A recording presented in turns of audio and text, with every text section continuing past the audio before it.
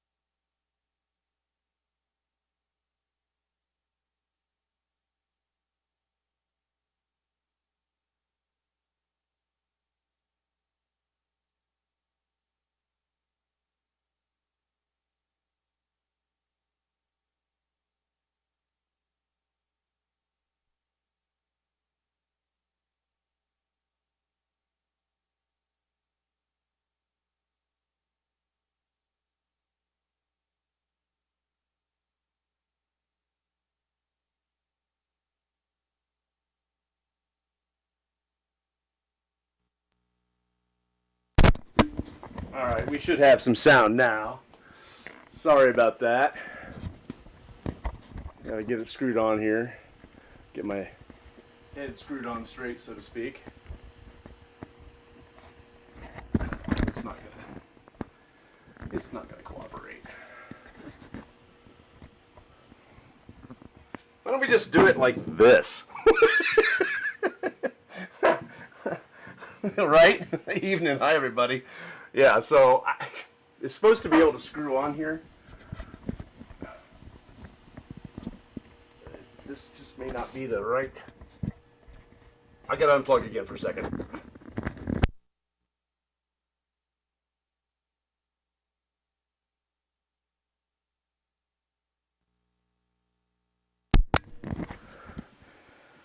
There. Okay. All right. All right. I'm sorry about that, guys. Let me make sure that I've got oh, there it is. There it is. Okay. I have sound. Looks like it might be a little loud now. I'm going to turn it down just a little bit. There we go. Live. And it is live. I mean, you can't... It is what it is. So let's just start all over again.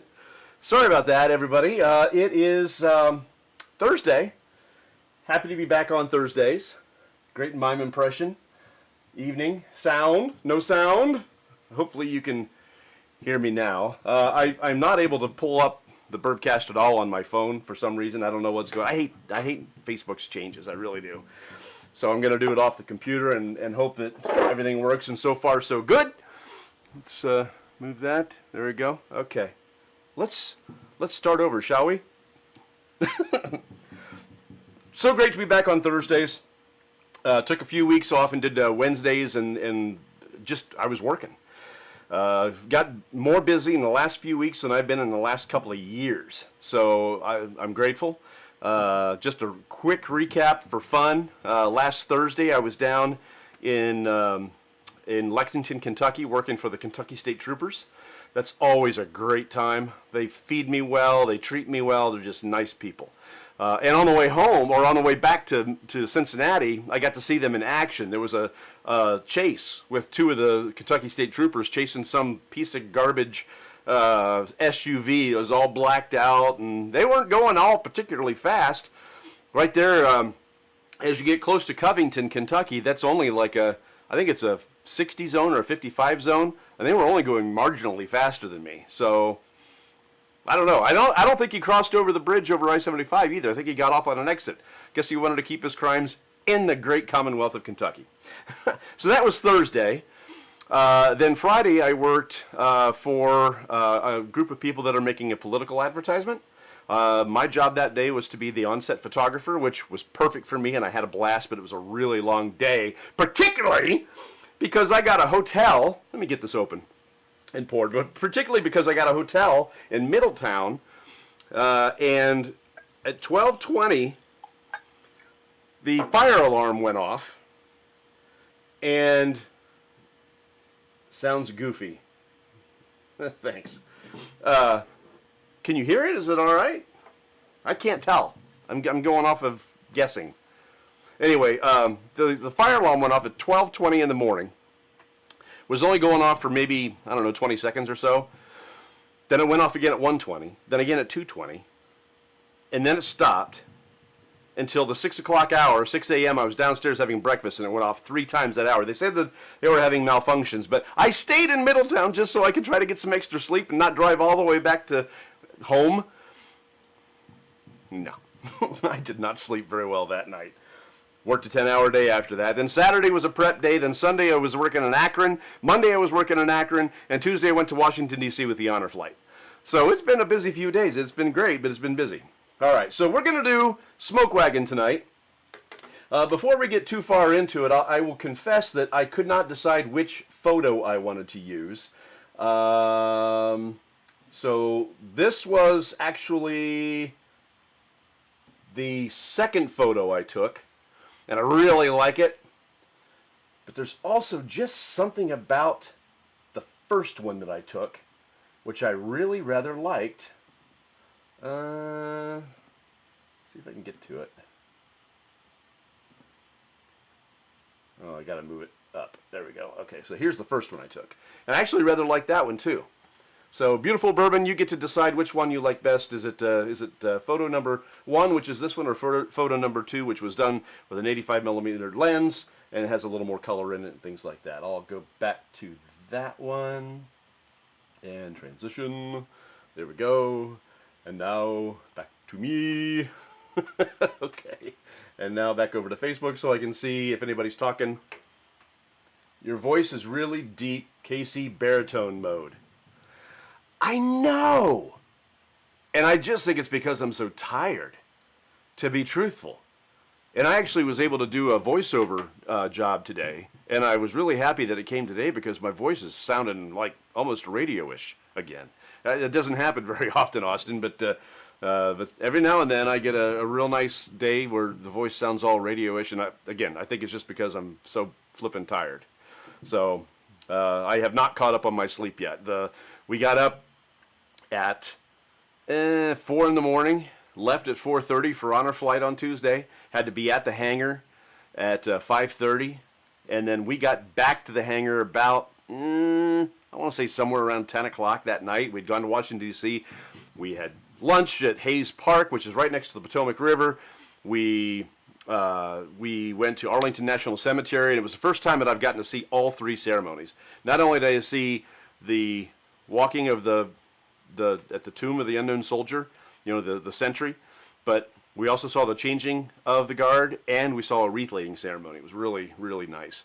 And then we went from there to the World War II Memorial, the Korea Memorial, Lincoln Memorial, Vietnam Memorial. Then we drove around. We saw the Marine, the Iwo Jima Memorial.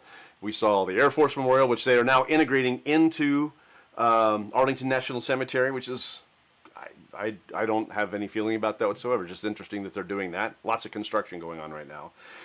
And the veterans really appreciated it. It was a great day. We had 2 World War II veterans that went with us. And that generation is very rapidly disappearing. So we had 2 of those, and it's great. The one guy told me that he enlisted when he was 16 years old. And then we had 2 females with us. One of them was 96-year-old Mary. And Mary, this is a great story.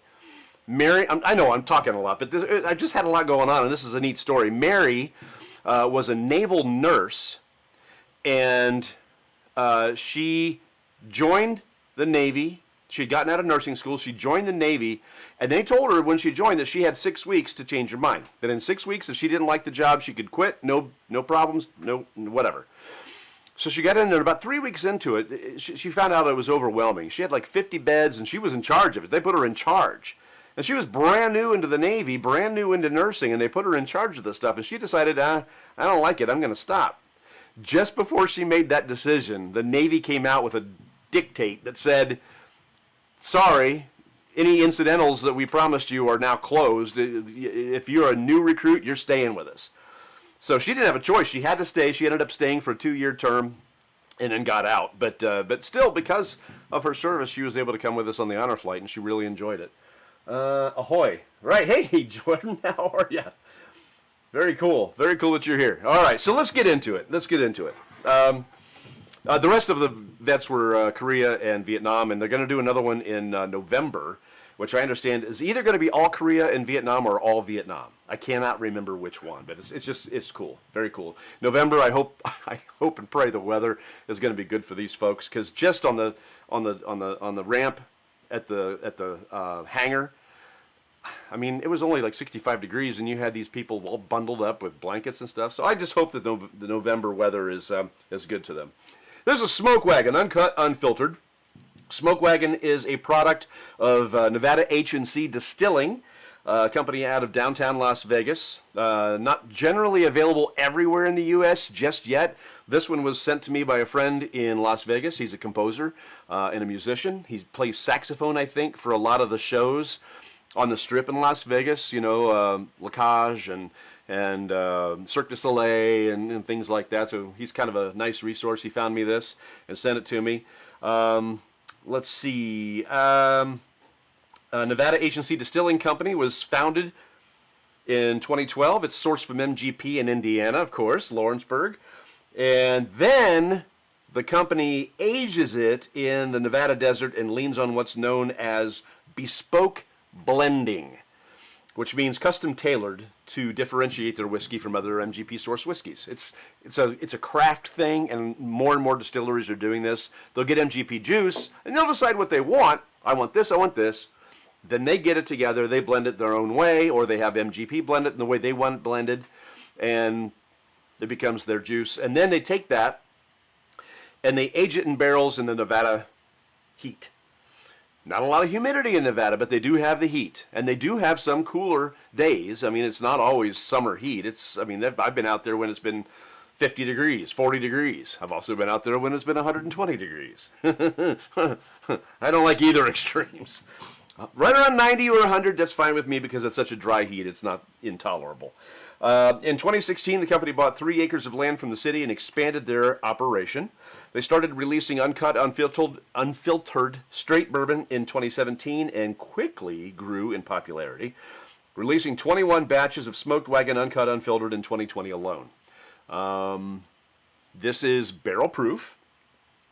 On top, you'll see, probably won't be able to see it very well, a wax seal of 2 crossed guns and the phrase Bibimus Moriendum EST, or est, which means drink for we must die. They say drink and enjoy today because we won't be around forever. It's kind of a nihilistic way of looking at your own company, but okay. No added is water to downproof it. It's unfiltered, so some of the particulates may still be in the pour, which appeals to me because it means oftentimes I'll have a silkier mouthfeel. This is a blend of high rye mash bills. They use an older bourbon for the oak flavors and a younger bourbon to cut the tannins down and aim for those youthful rye spices to bring in fruit and caramel flavors. Uncut and Unfiltered is supposed to be a blend of 4, 6, and 10-year-old barrels, although some are saying that as high as 12-year-old barrels can get blended into the batch. Again, that's for that oaky smoothness that you can get from a one that's been around for a while. This one was bottled March 20th, 2021. It's batch number 53. This one is 56.90% alcohol, which 56, that's 113 proof.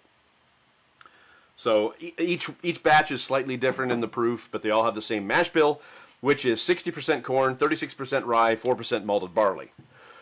They do have a sibling version of this called Uncut the Younger, which is supposed to be hotter and have stronger flavors due to that being younger whiskeys, 4 to 5 year whiskeys instead of all the way up to 12 years old. If you had to think about what you already know from whiskeys, the Uncut Younger would probably be like the Stag Junior compared to the Smokewagon, which would be more like the Stag. Excuse me.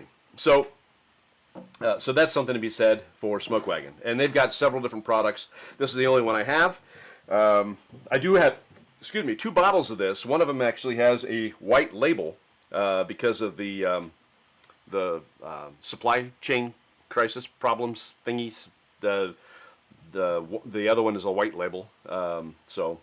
And it's a newer batch too. So anyway, let's get this started. Most of the reviewers online, I didn't read their notes, but I did read their impressions, and they thought that it was pretty good. A couple of reviewers didn't get the hype, but most of them thought it was really, really good and kind of stood right there in that Bell Mead category. Decent price, decent value for the price. So we have tried this before. When Kevin was here, we tried this, and when Aaron was here, we tried this. But it's never had a tasting of its own. It's always been something after something else, right? So tonight, it gets its own tasting. So let's get into this. The oak is definitely forward on that, so I like that. Raisins, graham cracker, some cinnamon.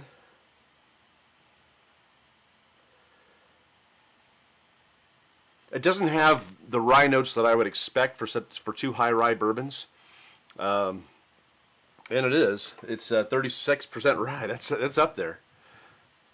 All right, but 60% corn. I mean, you can't say that's a low corn either.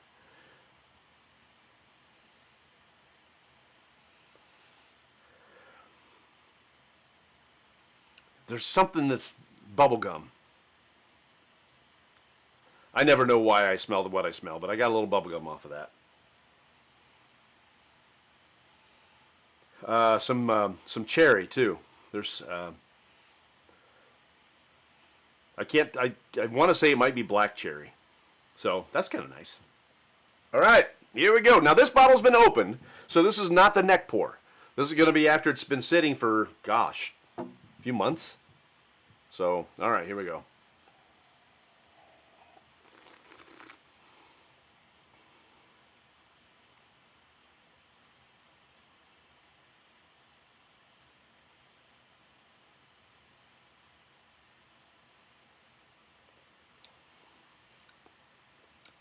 dry.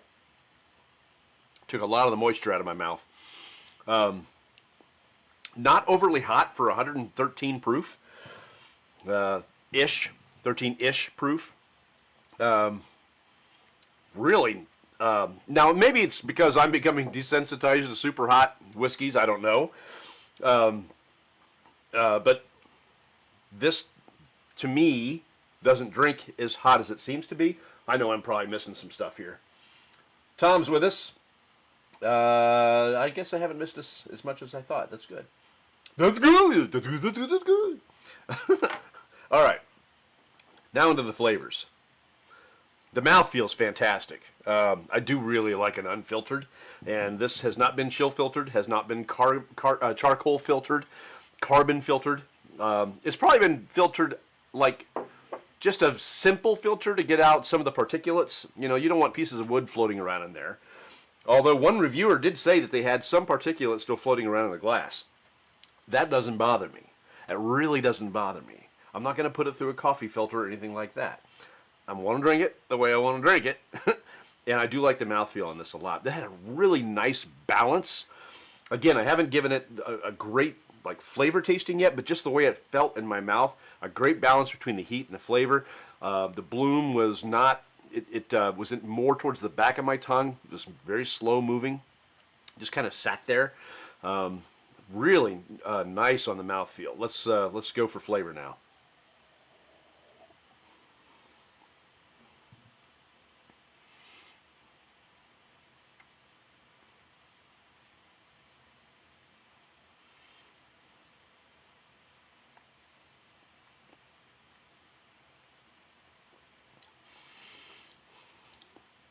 Kind of complex. I don't necessarily get typical rye notes that I would get, like toasted cereal and things like that. I do, however, get the spice of the rye. I'm going to go back to the cherries. I'm getting black cherry out of it for sure. There is a licorice. I don't like licorice. I do not like licorice. But when I sense licorice in my bourbon, I like it. There's a leathery sense to it. Again, that doesn't sound as flattering as it really is when you're talking about flavors on bourbon. I think the leather is more in the finish. The legs are nice and long. I'm getting a long finish off of this. It's still there, and I think the leather is there. That black cherry is there in the finish. That's delicious, by the way. That finish is delicious. Maybe a little bit of cigar tobacco. That's delicious as well. It just really works for this. Let me give it the flavors on the palate itself are quite complex. I'm getting ready to eat some cherry pie and follow that up for licorice later. Drinking from a November 2021 bottle. All right, Daniel, good. I'm glad that you got one. Again, they're not really found in Ohio very easily, and I don't know what states that are near us that you can find this in. I got this shipped directly from Las Vegas, Nevada, so I'm grateful for friends out in Sin City. All right.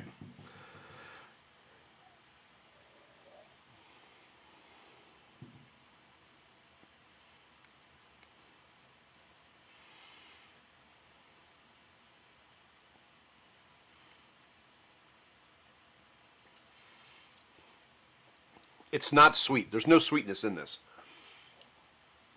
There's a little hint of maybe a little bit of vanilla, but it's just not there. There's no caramel or caramel if you have a degree. This is a deep, rich flavor. And I'm going to go back to those cherries, those black cherries, cigar, leather.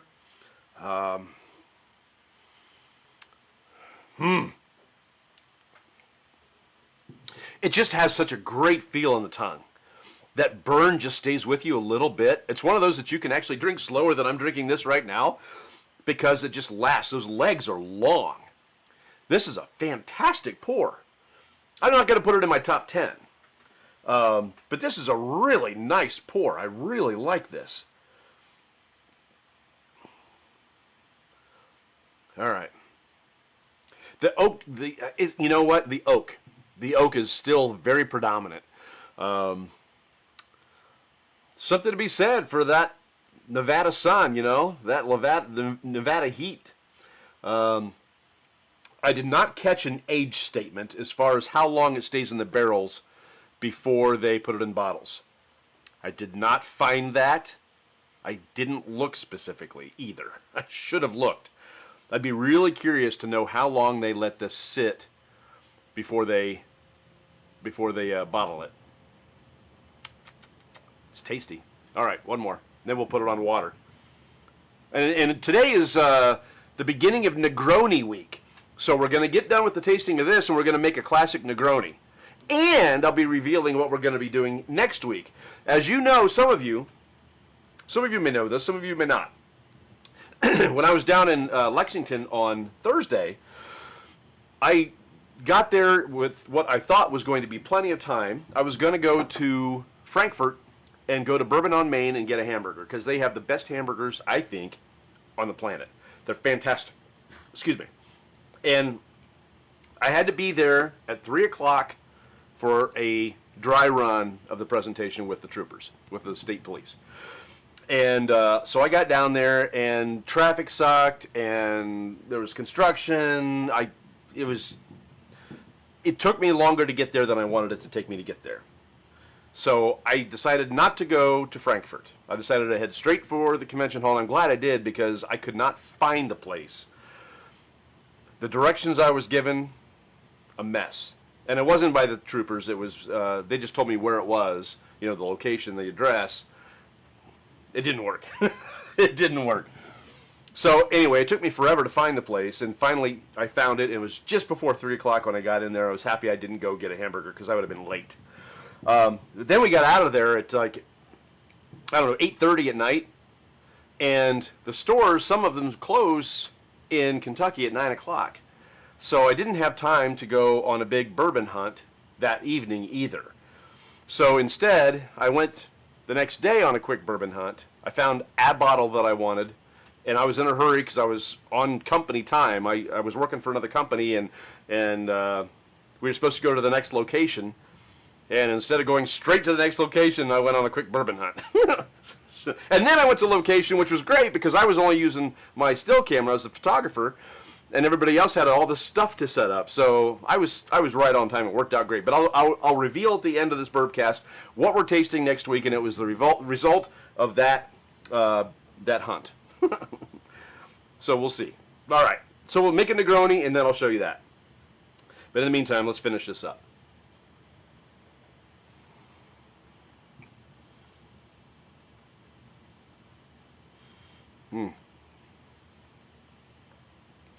There is a dark toffee, not chocolate, not at all. I want to say it's a caramel, but it's darker than that. So I would call it a toffee. Very slight, very so slight. The rest of it I would stick with. I would say that there's cigar, leather. This is delicious. Really nice cinnamon note. I mean, this is good. This is really good. So, all right, let's move into the water. Just losing my mind. Definitely getting cherry, rice spice, yes. Mine is a bit sweet, subtle black pepper. I didn't get the pepper. I was looking for it because black pepper is one of the flavors I really like in a bourbon. I didn't get it off of this one, disappointingly so. But still, I mean, the other flavors were there. Here I am holding this. Pour it, dude. Pour it. Don't just hold it. Pour it. All right. It's poured. It's poured. Bill says he's drinking from a February of 22 bottle, brought three back from Texas. All right. Good deal. That's a state I haven't been to in a while, and I need to go. My son was there a few months ago. He went down to a convention, his very first vacation on his own. But he went down to Austin and enjoyed himself, and now that's all he talks about because, you know, it made a huge impression on him. You take your first vacation by yourself without mom and dad, you know, and it's life-changing. So he gets his own hotel room, his own bed, you know, his own bathroom. Doesn't have to share with anybody. So he talks about Austin a lot. Not you, Austin Mabry, but Austin, Texas. Anyway, Texas is a place I'd like to get back to at some point. I'd like to go down and I was at Johnson Space Center. I'd like to tour that again. I thought that was cool. I'd like to do some hog hunting. That would be fun. All right. Oh, I was going to add water to this. I'm just so happy with it. Neat. I mean, they don't add water to this for a reason. Although the small batch they do add water to. But I'm gonna just temper it down a little bit with about a milliliter of water. Give it a little stir. I almost forgot to put the water in. I was just going to drink it again neat, which is fine because it's delish. Delish. Mix that in there real good. All right. Austin, yeah, right. I've been to Austin. I was there for a film festival in late, like October 2019. I had submitted a comedy that we had made, and we won Best Comedy at a short comedy film festival.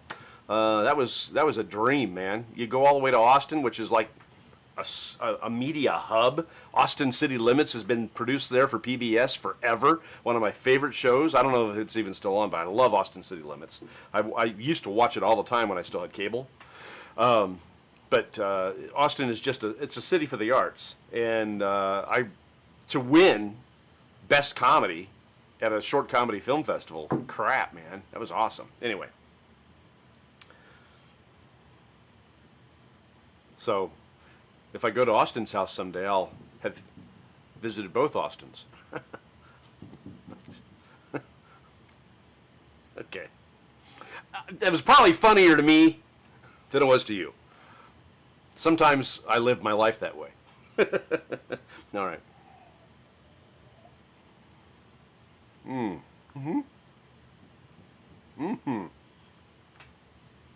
Okay, that improved the mouthfeel even more.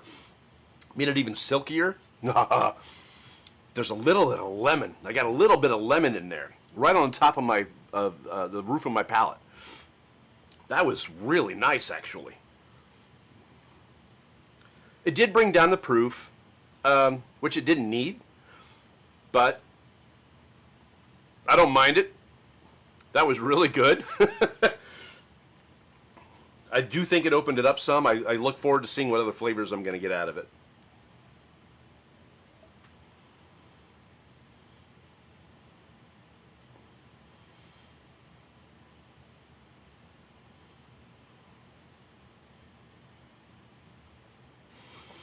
It sweetened it up. I'm getting some maple syrup. Definitely some lemon.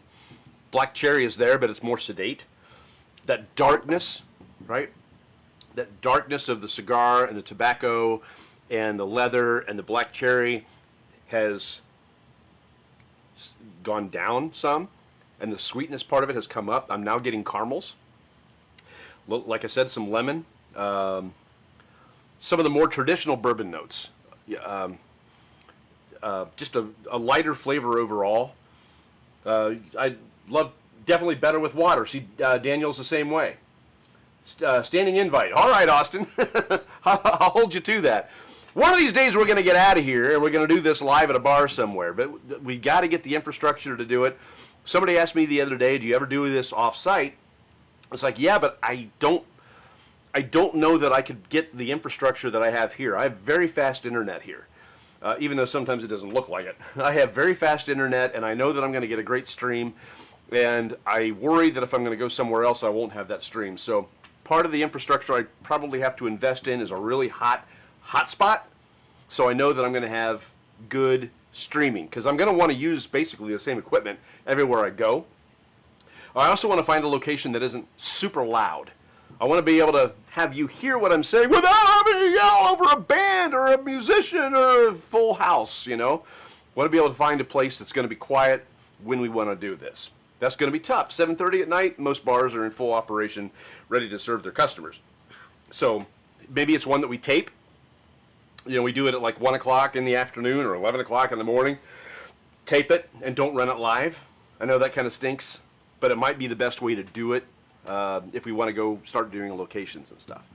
All right, so yeah, on water, this is really tasty. It opened it up a lot, sweetened it up a lot, brought out some more of the citrus notes, and brought down some of those darker, savory notes that I was getting before. So this is just one of those complex pours.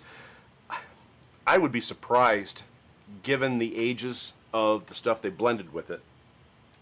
I would be really surprised if they barreled this for more than a few years. But still, it's got all the complexity of something that's been barreled for 6 years or higher. So I don't know, but it's very, very tasty. And on water, it's delicious. And there are some places you can order Smokewagon and have it delivered to you. So start looking around the interwebs and see what you can find, and see if you can get a bottle of this sent to you. Some of them will send it private courier. Others will use the bigger services. But see what you can do to get this stuff. I did talk to a congressman on Friday while I was doing that political ad. And I talked to him about liquor laws in Ohio. I said, this needs to change. You know, if they think that they can monopolize the liquor industry in Ohio and keep us from buying in other places, they're being ridiculous. I mean, we should be able to order what we want. If Ohio's not going to bring Smokewagon into the state, we have to get it somewhere. If Ohio's not going to bring Frey Ranch also from Nevada, in the Sierra Nevada area, if they're not going to bring Frey Ranch into the state, we have to be able to find a way to get these juices, right? So, Ohio, stop it. There was Attorney General, crap.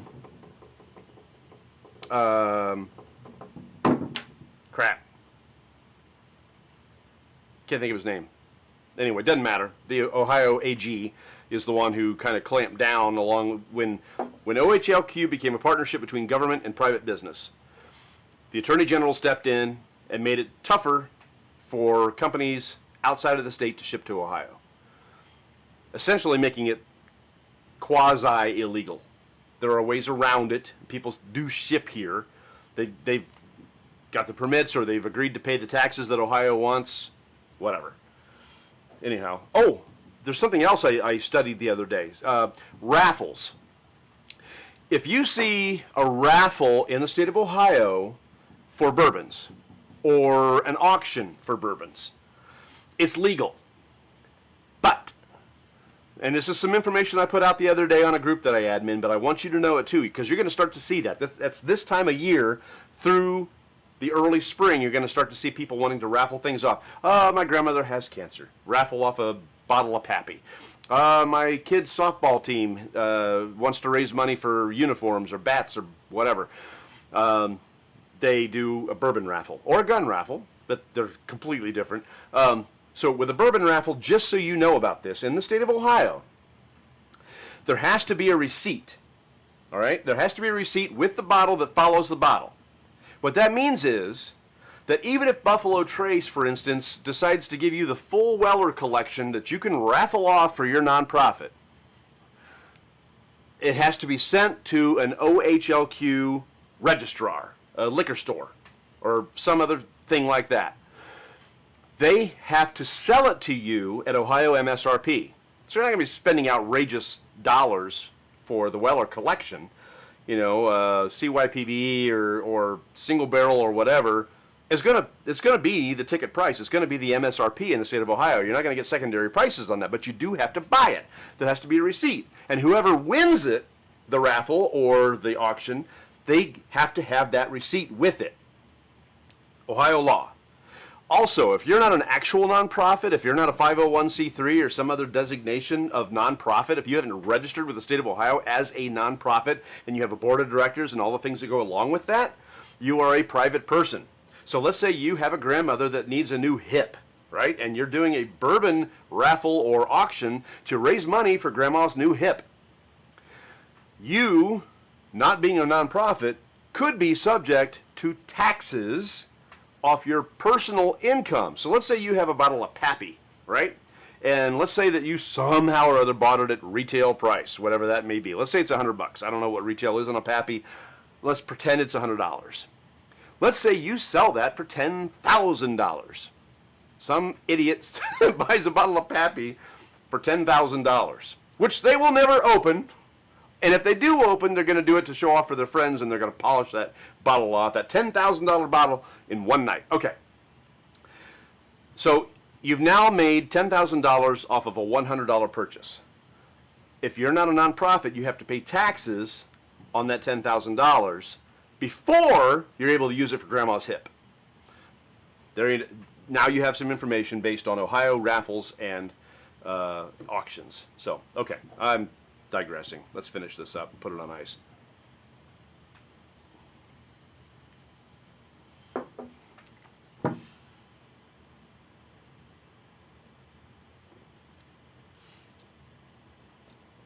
Yeah. As good as it was neat, that's fantastic. I'm going to put that in my top 15 with water on it. I declare, clean, top 15 with water. Not in the top 15 without it, but darn close, top 20 for sure. That's fantastic. With water, it's fantastic. All right. So, water, or ice. My gosh, we're a long way into this, but I wasted a lot of time not having a microphone hooked up. All right, just a little bit of ice. We'll do this real quick, and then we'll make a Negroni. That ice sphere is gorgeous and just spinning, spinning, spinning. Just keep spinning, just keep spinning.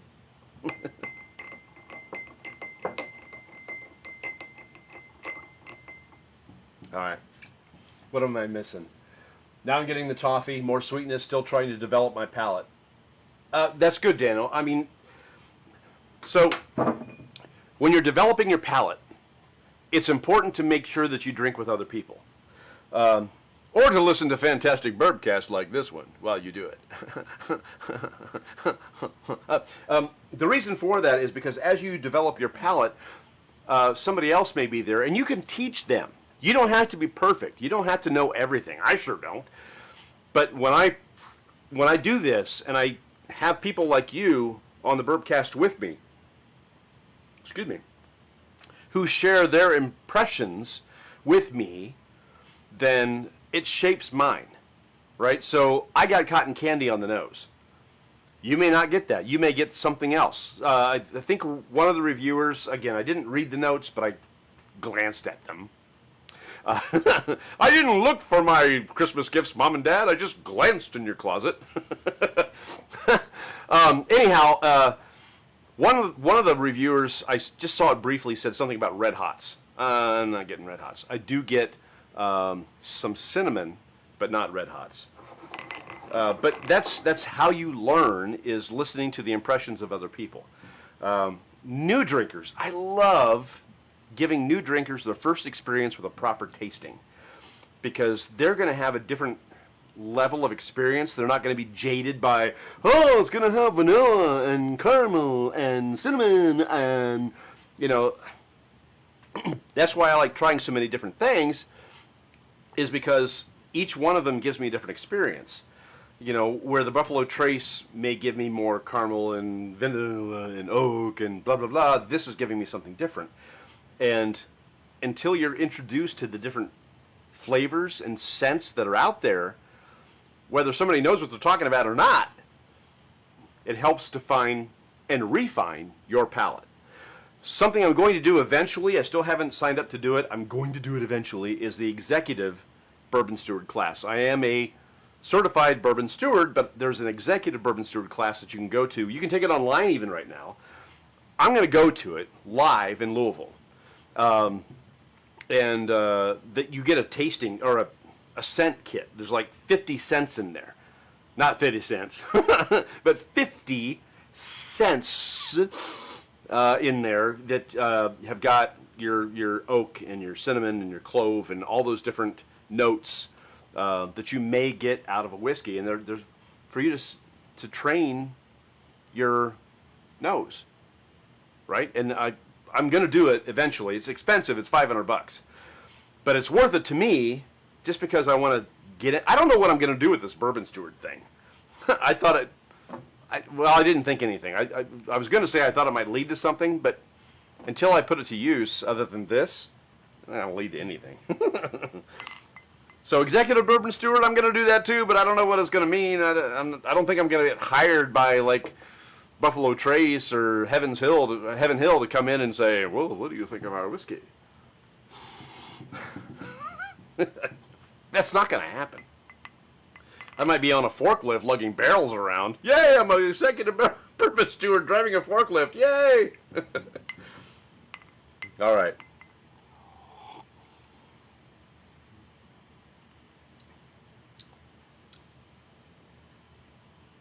Okay, so this is a clear ice sphere. It's not going to melt quickly. However, muting these flavors by cooling them down, no. Don't do that. No, I ruined it.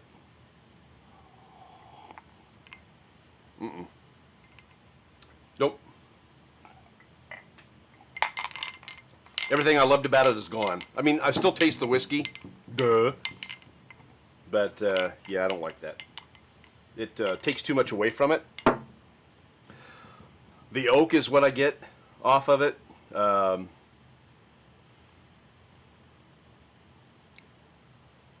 That's about all I get off of it, is the oak. After I've muted all the other flavors, all I get is oak. So, don't put it on ice. All right, so let's do a Negroni, shall we? And then we'll reveal what we're doing next week. This is the beginning of National Negroni Week. It's also, today is creme de menthe day. I'm not doing anything with that, but we are going to do something with the Negroni. All right, so with the Negroni, you added some ice. I know this is my very classy ice dispenser. All right, and in there, I have the recipe. You add about an ounce of gin. I didn't bring a jigger down, so I'm guessing. Seems about right. And then an ounce of Campari, which is very bitter. Oh my, it's stuck. There we go.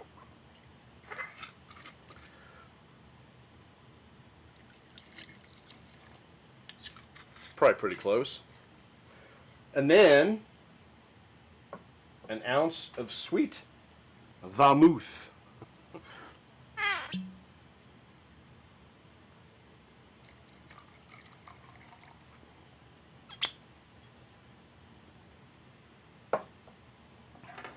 Give that a good stir. It's not a hard drink. Ooh, that smells good. You want to stir it for about 30 seconds until the glass starts to get really cold. If you were shaking it, you'd shake it for 30 seconds. Talking about the drink.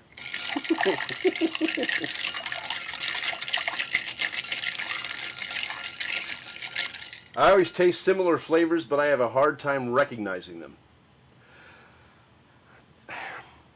You're not alone.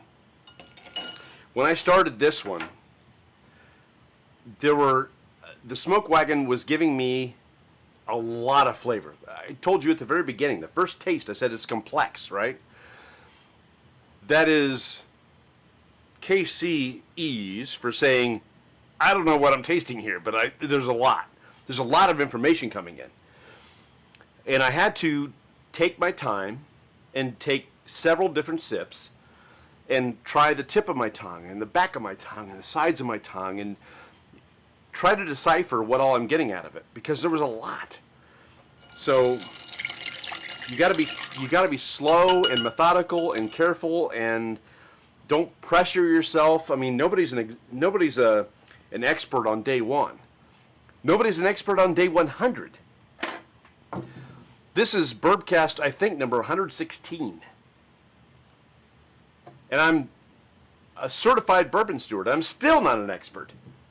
There are still people who are online and doing reviews that far exceed my capabilities. Oh, there's cardamom in that. What the heck is cardamom? That'll be part of the smelling package that I get, I'm sure. All right. Cardamom.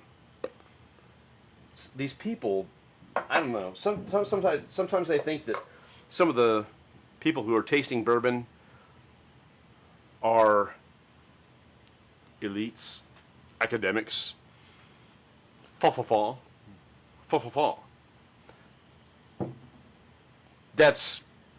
That's Ohioese for full of shit. Wrong side.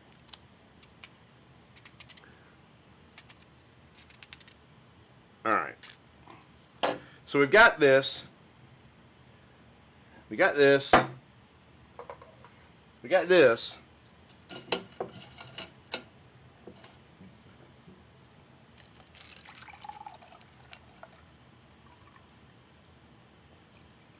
You can have ice in the Negroni if you want to. You can put an ice sphere in there. As a matter of fact, I did save one for that.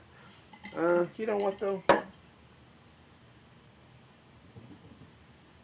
I'm just going to use this one. Don't tell anybody I use the same ice sphere. He used a bourbon ice sphere for a Negroni.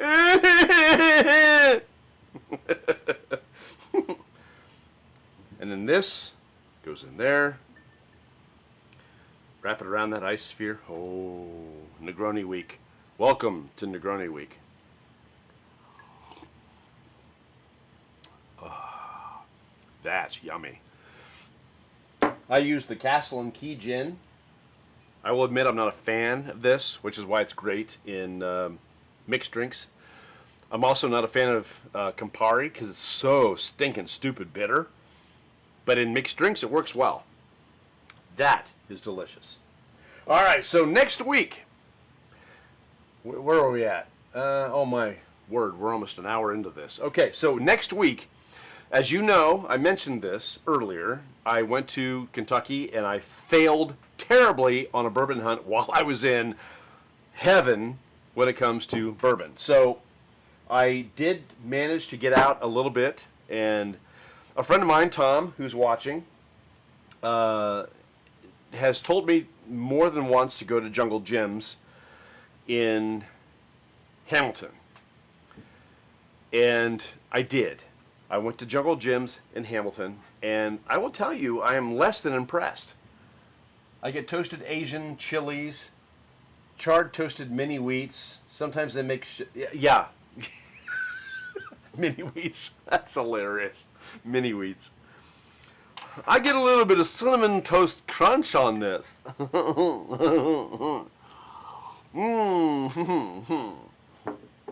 That's funny as hell. That's funny. All right, so anyway, I went to Jungle Jim's, and I know the rest of the store is probably amazing, but the liquor store inside Jungle Jim's is just a liquor store, and I'm not impressed. It's not like some of the other liquor stores I've been to in Kentucky that have like blown me away with what they have. However, that being said, Maker's Mark every year comes out with a whole list of new batches that they name something crazy like s'mores or campfire or some other crazy shit. Well, crazy stuff. Sorry. This one is called Crumble Coffee Cake. Crumble Coffee Cake. Now, I think of that, and I find myself being a bit disenfranchised. I find myself being a bit turned off by the description of crumble coffee cake, because I don't want my bourbons to be sweet. I want them to taste like bourbon. If anybody's had the Angel's Envy rye and thought, oh, that's delicious, and then came back to it again 6 months later and went, Gah! That's because it's too sweet. It's too much. it's brown sugar and maple syrup, and it's too sweet. So, when they name stuff like this, I find myself a little bit taken aback and unwilling to engage because it just doesn't sound like something that's appetizing to me. But this one, of the two that were available, the other one sounded disgusting. This one, Crumble Coffee Cake, it's 113 or 111.3 proof. That appeals to me. And it's a wheated bourbon, because Maker's Mark is wheated. They don't have rye. I will do more research on this and tell you more about it next week on next Thursday when we come back at 7:30 for Beautiful Bourbon. So, Maker's Mark, Crumble Coffee Cake. How they come up with those names. I'll research it and see if I can figure that out. That'll be next Thursday on Beautiful Bourbon. I'm going to finish this Negroni, and then I'm going to go to bed. I'm really tired. So, all right. Thank you for joining me. I'll see if I missed anything. I have not, as far as I know. So, thanks for coming. We'll be here next Thursday. See us on Instagram at Beautiful Bourbon, YouTube at Beautiful Bourbon, Facebook, Beautiful Bourbon. I think that's it. We will be expanding soon. I just don't know where. So I'm not doing TikTok ever. So don't suggest it. All right, guys. Thank you again. I do appreciate your attention and your help. And Austin and Daniel, when you're ready to get together, let me know. We'll do this together. Come to the house. We'll sit outside, have a fire, drink.